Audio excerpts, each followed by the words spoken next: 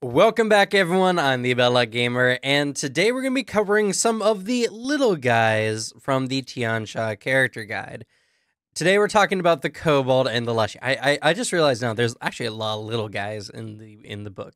Yeah, today we're talking about the Kobold and the Leshy. Now, I'm not going to be doing a Tiansha video every day this week like I've been doing before, but I will be doing one today and probably another one a little bit later this week as I'm trying to cover my bases more or less. I'm going back to more variety content, mostly just because I want to, but in addition to that, it's just War of Immortals and Divine Mysteries are going to be coming out, and I'm going to be doing those for like at least a week at a time, if not more, and I just need some variety or I'm going to go insane. So that being said, we're going to do a little bit of Tiansha. I'm going to cover a little bit of Player Core and a little bit of Howl of the Wild, and I'm going to cover some of the Lancer stuff and Fabula Ultima stuff and try to get... well, maybe not Fabula Ultima this week, but the Cosmere RPG. I'm going to be looking into that a little bit. We'll get to Fabula Ultima a little bit later. I haven't forgotten. It's just I don't have enough days in the week to cover everything.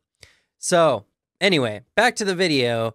Tiansha, it's going to be releasing in a couple days, by the way, so very hyped for that. I can't wait for people to mess around with the many options. I'm going to go, again, based on what y'all want. I'm going to be talking about the kobolds because they've been asked for many, many times, and I've seen it, I promise. So here we are. This is what we're doing. But before we get started with the video, just so you guys know, Paizo did send me a copy of the PDF for the sake of review, but this is not sponsored content. They're not paying me for this content. They just gave me the PDF to review. So all thoughts and opinions here are my own. If you're unsure about that, check out my monk video. A lot of people didn't like that one, and if anything, that just is proof that my thoughts are my own, and this isn't show content for Paizo. All right. So, that being said, let's go ahead and get started with the Heaven Scribe Kobold. So, Kobold actually got two new heritages, the Heaven Scribe being one of them. Both of these are uncommon. Granted, there's not really any particular reason why. I'm only assuming they're uncommon because they're more Tiansha specifically. But I honestly, I don't know. This is more of a society play thing. Whenever uncommon, rare, whatever gets mentioned, it's just access for society play more than anything. Of course, always ask your GM's permission for using any uncommon or rare rules, but neither of these heritages are particularly that strong. Especially of which the Heaven Scribe Kobold. Now, it does say you have a connection to a wise and celestial imperial dragon or dragons, and this allows you to speak Draconic, which is kind of cool, I guess. And whenever you critically fail a diplomacy check to make an impression or request, you get a failure instead. Not a very powerful effect, and an effect that mostly only works if you just roll really, really terribly, which, again, is not very strong in my opinion. Speaking Draconic is kind of cool, and I love the idea of the Heaven Scribe Kobolds. Essentially, you kind of act as like an in-between between the Imperial Dragons and other people, or you have some kind of knowledge. It's really good for like a bookkeepery style of kobold. Maybe you are going with my archivist's thaumaturge build, for instance. This would work really, really well for that. So very, very solid heritage. We also have the Mighty Fall Kobold. You grew up in proximity to a mighty kaiju and it has caused you to grow strong and hardy. This is the Swobolds that a lot of people have been talking about. You gain 10 HP as your ancestry rather than 6. And instead of your normal attribute boosts and flaws, you can choose to gain a boost to strength, a boost to charisma, and a flaw in intelligence. So, yeah, this is the Swobolds. This is the Jock Kobolds. The 10 hit points is insane. 6 is really small. The average is 8. 10 is always really, really good. So being able to go from 6 to 10 is going to make your kobold incredibly hardy, and that's more or less the point. Now, each of these have some additional feats tied to them, but we also have some other feats just granted to us by the grace of being in Tiansha. First of which is Koi Secrets. Now, I actually absolutely love this feat. It's really, really fun because you know how to talk to koi fish. It's silly, but I love the idea behind it. Now, this also applies to other kind of koi-like fish like carp and goldfish, but predominantly what this does is you can ask questions of, receive answers from, and use the diplomacy skill with fish. Now, it does say fish specifically, and so this technically works with any fish, but it says, as you are a friend of koi who strive to be a mighty being one day, koi, as well as carp or goldfish, have a starting attitude towards you one step better, typically making them friendly. So yeah, this allows you to talk to fish in general, but you have a special kinship with koi, carp, and goldfish. Very fun. This is a lot more particular to Tian Sha, but to be fair, and it has the Tian Sha origin access, which again is mostly a society play thing, but you can just talk to other fish. This can be useful in other kinds of games as well, but I really, really like the idea behind this because your character can just get secrets from koi fish. And it's really strange here that it says you can hear gossip and rumors from the fish, but it doesn't specifically say you can talk to fish, even though it says you can ask questions of and receive answers from fish.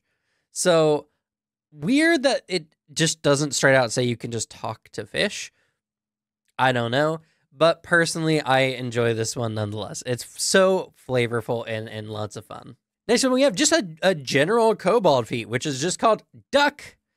And not the foul, but the action. So whenever you roll a critical failure on a reflex saving throw against an ability that targets an area and was caused by a huge or larger creature, you get a failure instead.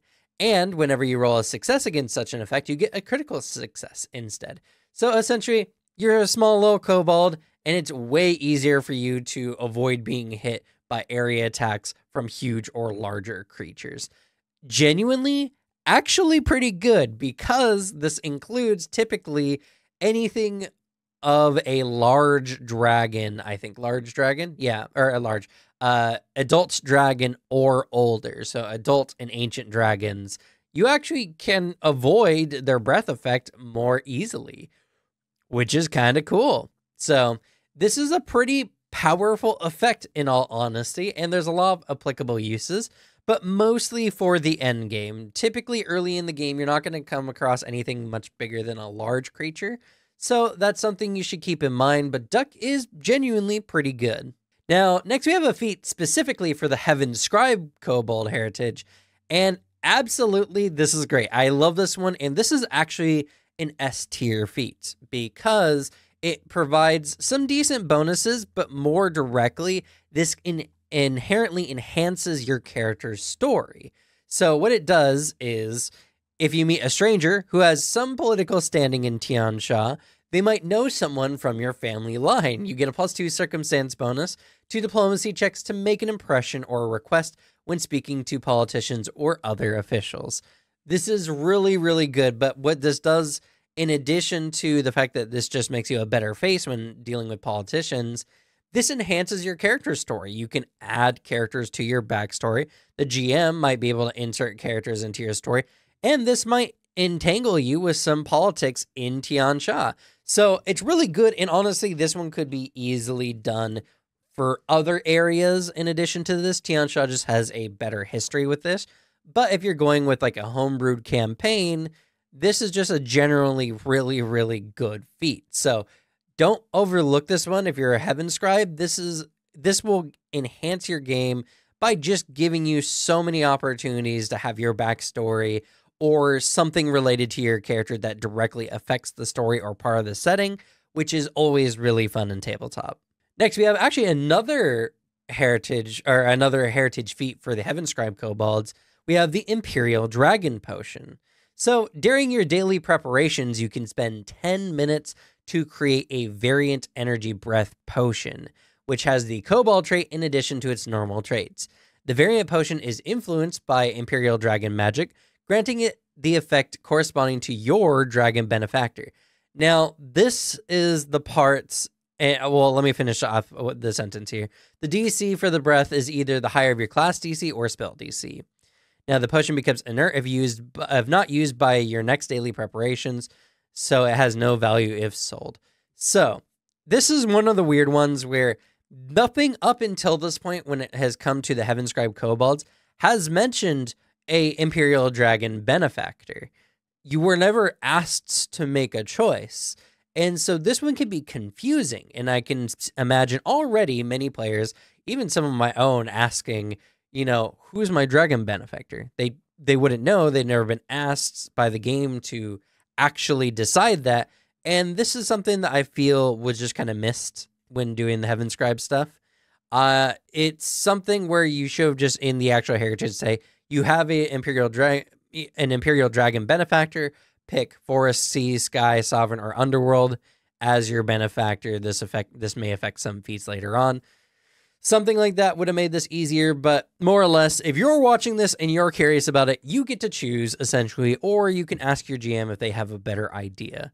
And whatever benefactor you choose determines the area of the breath potion and the type of damage. For instance, the Forest Imperial Dragon gives you spew insects, dealing piercing damage in a 15-foot cone.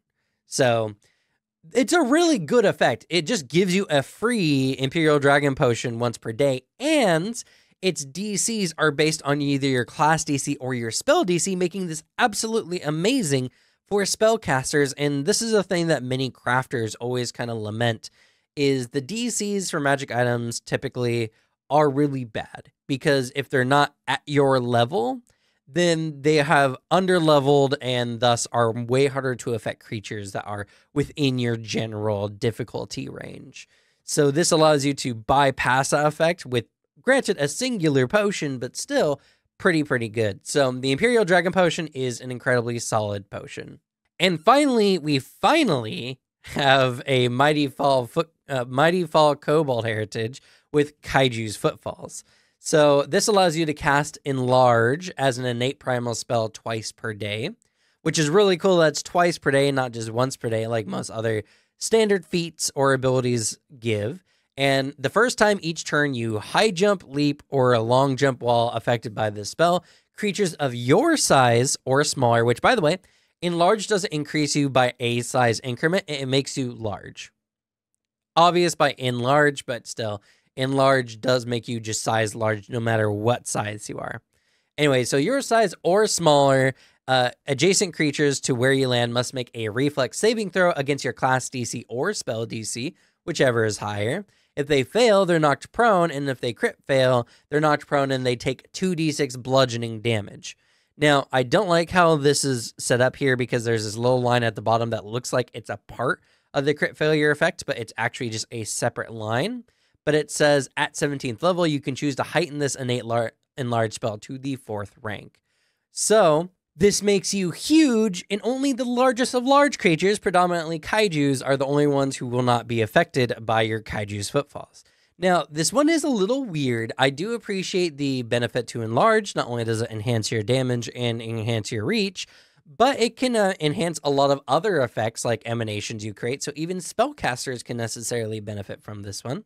And the fact that it gives it to you twice per day is also really good. Now that you no longer need to choose one combat necessarily to benefit from this, but instead two. Now, in a typical dungeon experience, you will have anywhere from at minimum 2 encounters, which is highly unlikely, but you never know what players might decide to do, or 5+ encounters. So that being said, 2 can be a lot of encounters depending on your dungeon. Or if you do a lot of exploration days, then you just have 1 for every, random encounter you might come across. It makes this particular feat really solid in a lot of places. I wish more feats like this gave you the thing more than once per day. I feel like there's a lot of effects that's it's more okay if it's multiple times per day. Some definitely once per day. But for something like Enlarge, it doesn't have to be that big of a deal, honestly. I really like this one, and it really makes the Swobolds even cooler. Now, obviously, spell DC, not so great if you're going a Swobold because your intelligence is typically low, but that doesn't mean you can't be something like a cleric or a druid who uses other, or even a sorcerer who uses other types of spellcasting modifiers anyway.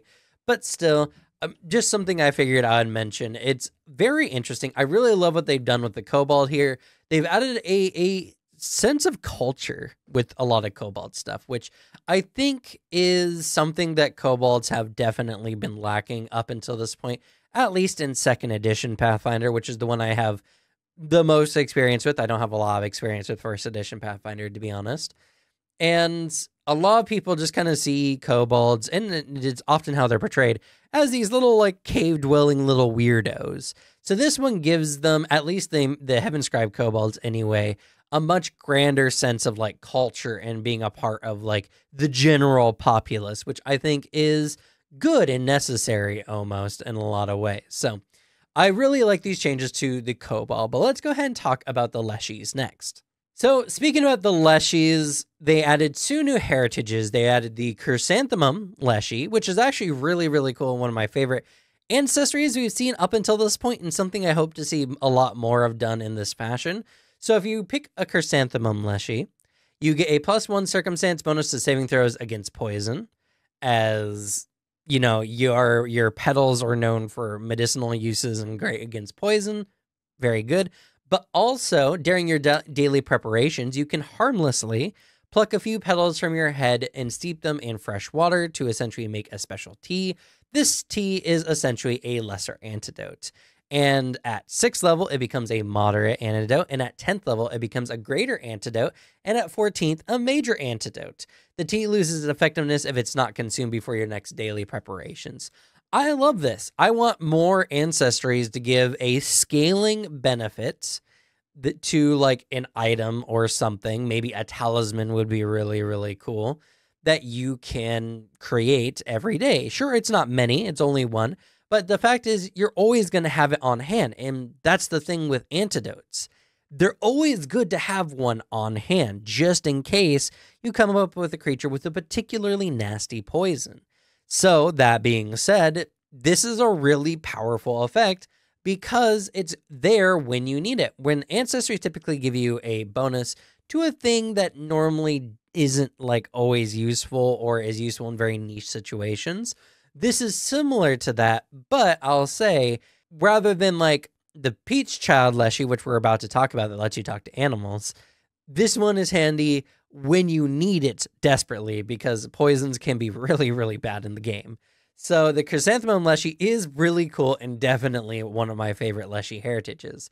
But let's talk about the Peach Child Leshy. Now, this one, you might as well just call it Momotaro. Now, if you're unfamiliar with Momotaro, it's kind of like this story told in Japanese culture about the Peach Child who goes on an adventure, befriends a quail, or a pheasant, sorry, and a dog, and has to go up against Oni, and essentially, it's a very big story. So many people who aren't familiar with it, there's going to be a lot of references in this particular heritage, and a lot of the feats coming up that are going to tell you about, are going to be alluding to Momotaro. So if you haven't yet, Momotaro, very interesting story. Definitely recommend looking it up. But the Peach Child essentially lets you play as a human-like child Leshy, which is very strange considering one of the feats we're going to be talking about here soon. But this allows you predominantly pass off as kind of a child, though you do have a weird like, this is the thing, right? It's you look like a human child, though, with a perpetual flush of pink to your complexion and perhaps a few peach leaves growing from your body. Does this mean we can disguise ourselves, or doesn't it? There's no special benefits here to it, which is irritating, to say the least. It seems very conflicting for what because a lot of players are going to be like, well, I look like a child, right? So do I get any special bonuses? And the GM can be like, I guess, or I don't know, because of a feat we're about to talk about. I hate this. I dislike it a lot. If they wanted the Peach Child Leshy to just to be its thing, then they should have mentioned the disguise part or the bonus to being able to disguise or whatever. I'm not sure. It's just irritating. What the heritage actually does, which, by the way, these are both uncommon as well. What this one actually does is you can ask questions and receive answers from household animals and livestock. So mostly domesticated animals. And it says such as dogs or pheasants. Pheasants is very strange put here, but that's because it's related to Momotaro. So that's why they mention pheasants specifically. As well, you can use diplomacy to make an impression or a request of these creatures as well. So most domesticated animals have an indifferent or friendly attitude towards you, though other types of animals react to you like any other adventurer. Now, it's strange that it mentions the other animals, because does that mean we can talk to other animals? Or is it only the domesticated kind? Peachchild Leshy of the heritages we talked about today is just the most vague, and that's the most irritating to me personally. I like it. I like Momotaro. I like the story behind it and everything, and I find the cute little, like the pheasant part to be a little adorable. But the problem is it's so vague, and there's just going to be so many questions that your GM is going to have to answer, or a GM is going to have to answer. So if you want my opinions personally, it's for domesticated animals. So, household animals and livestock. And you can disguise yourself, though you still need to use a disguise kit. But I don't know. This is something that okay, well, let's talk about the first feat here, the childlike plant. So, moving on, childlike plant. Childlike plant requires that you have either Chrysanthemum Leshy or the Peachchild Leshy, and you become trained in deception, pretty good, and you don't require a disguise kit when attempting to impersonate a human. In addition, you get a +4 circumstance bonus to impersonate checks to pretend that you're a human version of yourself rather than a Leshy. This bonus doesn't apply to other checks to impersonate humans. So this is the thing. The childlike plant makes the Peachchild heritage annoying, because what part of the Peachchild applies or doesn't apply, or what do they already have? I don't know, and Peachchild is specifically one of the heritages mentioned with this one, making it more annoying.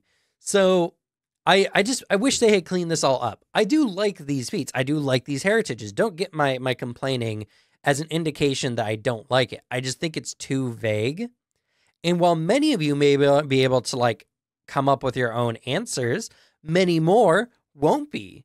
So, I like this feat. Childlike plant is terrifying, by the way, as let me show you the Chrysanthemum Leshy specifically. That's nightmare fuel. If I saw that, that's not a child, that's a demon. So, I love it. And I love the demonic part of it. I love the fact that the Leshies have some now truly horrific parts. There's a lot of horrific parts of the Tiansha character guide. Very, very interesting. And I like these feats. The Peachchild one mixed with childlike plant, it just causes a lot of problems and is not very direct in what they want you to actually get benefits from versus not. So, yeah. Anyway, before I continue on with the rest of the feats, first I got to ask that if you're enjoying the content specifically, then leave a like. In fact, anyone who's talking about the Tiansha character guide stuff or any RPG stuff right now in general, go ahead and leave their videos a like as well. I want to signal boost as many people as possible. So if my audience goes out and starts leaving likes on some videos, it really does make a difference. If at the very least, maybe not even in the algorithm, but in the channel, the content creator themselves. As when we get likes, we see that people want to see our content, which makes us more likely to keep making content. And that's really just what I want. I also would like the algorithm to acknowledge our content a lot more, which is starting to be more of a thing. I've especially been seeing tons of stuff around the Cosmere TTRPG, which I'll be talking about later this week. So, signal boost where you can. That's the only thing I ask. But if you want to see my content specifically, then subscribe. I talk about all things tabletop. I get a lot of the Paizo related releases at least a week or two early. So if you want to see some of that as early as possible, then this is definitely a channel you want to be on. And I make a ton of content. I try to make as much content as I possibly can while maintaining good mental health here on the channel. So if you like tabletop content, this is the channel to be on. But anyway, let's continue on with the rest of the feats for the Leshies. So next we have Unassuming Heroes. This requires the Peachchild Leshy heritage and has more allusions to the Momotaro story. Now, you can use this once per day. So as an interact action, you can feed a small treat, such as a millet dumpling, to an animal that has an indifferent or better attitude towards you. For the next minute, one of the animal's unarmed attacks becomes a +1 striking unarmed attack if it was already a +1 striking attack, and instead gains the effect of the Ghost Touch rune. So this is really cool, and I think one of the interesting applications for this one is not only is this really good if you have an animal companion, if you want to give your animal companion +1 striking, for instance, which is really, really powerful, but this also works on awakened animal party members, as they also just count as animals, which applies to this. So early game, level 5 is a little late for +1 striking, but still, you know, who knows? Your adventure might be a little bit lower magic, or you just haven't come across it yet. But at level 5, you can feed your awakened animal companion, or friend, not animal companion. Oh, well, I mean, what you do in your own time is your own business. But whatever, another party member, you can give them a sweet little treat, and then they get +1 striking. It doesn't give an action, though, and it says for the next minute. So that's actually really, really bad here. It says as an interact action, so I'm assuming it's one action, but technically not all interact actions are a singular action. They could just put an action here with Unassuming Heroes that they normally would have. I don't know. So in action, I would say feed it to an animal. They get the +1 striking, and you can do this once per day. Once per day also seems a little limiting. I would even do once per hour, to be honest. But the whole point of the Momotaro story was it was very momentous. So, you know, they don't want it just to be like an ability, but more like a act of kindness more than anything. I like this one. I like it a lot. I think there's some very interesting play around this one, and it works insanely well if you want to have a animal companion, which, you know, Momotaro definitely leans into. So Peachchild Leshy heritage has some really good feats attached to it. And unlike the Kobold heritages or feats around the heritages, they're not all just the Peachchild one. For instance, we have another one here, Noble Bloom, for the Chrysanthemum Leshy. This allows you, as a reaction, when an ally within 30 feet would be reduced to 0 hit points but not immediately killed, once per day, you can prevent that ally from being knocked down. They remain at 1 hit point, and they gain their wounded condition increases by 1, and so does your own. So you kind of take an additional wound along with your ally, but you can prevent an ally from going down to 0 as a reaction, and it has a range of 30 feet, which is insanely good. This allows the Chrysanthemum to be a really good ally to have on the battlefield, and another great feat I want to see a little bit more of in the game, because there are a lot of feats, ancestry feats, or archetype feats that allow you to essentially avoid being dropped to 0 hit points and gain an additional wound, but there's very, very few that allow you to do this for your allies, to prevent an ally to go down. This allows the Chrysanthemum Leshy to be an incredibly powerful support character, or just a really good ally. A Chrysanthemum champion, for instance, is a really cool idea, especially with Noble Bloom. And the name Noble Bloom also just, it holds this sense that your character has some elegance or radiance or some kind of regalness to them, which is very cool for like character imaging. So Noble Bloom is an insanely good feat, and one I really, really like. Next up, we have a generally more general Leshy feat, though this one is uncommon for the Tiansha origin. This one allows you to cast Helpful Wood Spirits, which is in Rage of Elements, page 196. Obviously, you can see it here, but I want to mention what book it's from anyway. As a second rank innate primal spell twice per day. Now, since Helpful Wood Spirits is kind of a more fringe spell, not a lot of people I think know about this one particularly, it's genuinely a really good spell. So I'm going to go ahead and show it up here from Rage of Elements, and what it essentially does is you get this unique effect where you can sustain it up to a minute. It is anywhere within a range of 30. and it gives you like the ability to do some very helpful things. For instance, they can do chores for you, or they can distract your enemies, making creatures off guard unless they succeed a reflex saving throw against your spell DC. They can even create difficult terrain. This is a really handy spell that you can have, and you can cast this twice per day. I would say Kodama Call is really, really cool, and honestly, like, again, when it comes to access, it's mostly a society play kind of thing.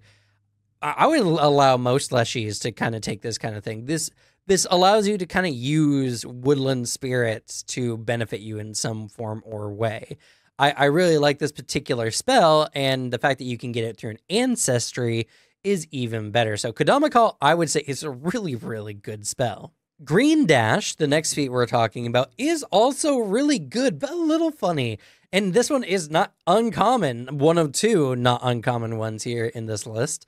So Green Dash is funny because as long as you start adjacent to a tree, shrub, or some kind of plant matter that takes up a 5-foot square, they give you a little slap on the tush as you begin a movement action, and you get a plus 15 status bonus to your speed.